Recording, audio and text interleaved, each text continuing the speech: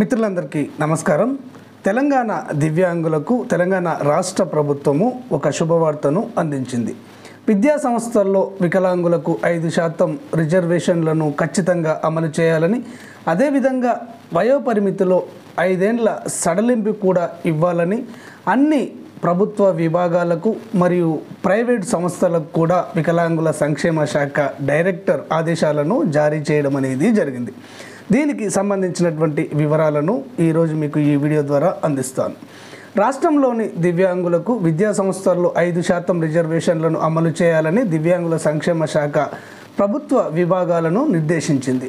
వయోపరిమితిలో 5 ఏళ్ల సడలింపు ఇవ్వాలని స్పష్టం చేసింది. ఈ మేరకు ఉన్నత విద్య, వైద్య, ఆరోగ్య, వ్యవసాయ, న్యాయ మరియు అటవీ, పశుసంవర్ధక, బీసీ, ఎస్సీ, ఎస్టీ, మైనార్టీ సంక్షేమ శాఖలకు దివ్యాంగుల సంక్షేమ శాఖ కార్యదర్శి తాజాగా ఆదేశాలు జారీ చేయడం అనేది జరిగింది.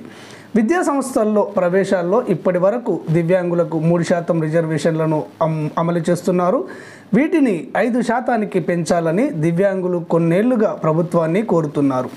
ఇటీవల శిశు సంక్షేమ శాఖ సమీక్షలో దివ్యాంగుల చట్టం ప్రకారము దివ్యాంగులకు 5% రిజర్వేషన్లు అమలయ్యేలా చర్యలు చేపట్టాలని ఆ శాఖ అధికారులను ఆదేశించారు. ఈ నేపథ్యంలో ప్రభుత్వ ఉన్నత విద్యా సంస్థలు, ప్రభుత్వం నుంచి ఆర్థిక సాయం పొందుతున్నటువంటి ఇతర విద్యా సంస్థల్లో కేంద్ర చట్టం ప్రకారము దివ్యాంగులకు 5%కి తగ్గకుండా రిజర్వేషన్లను అమలు చేయాలని ఆదేశాల్లో సూచించడం అనేది జరిగింది.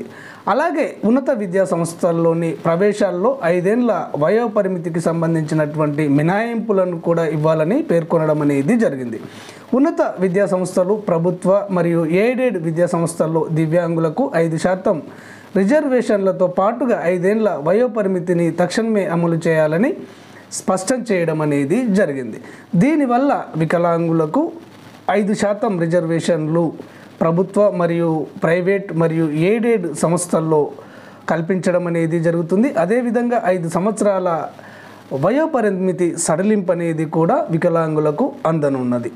ఓకే ఫ్రెండ్స్, క్లారిటీగా అర్థమైంది అనుకుంటాను. ఈ వీడియో మీకు నచ్చినట్లయితే అంతర్నేత్ర ఛానల్ను సబ్స్క్రైబ్ చేసుకోండి. ధన్యవాదాలు.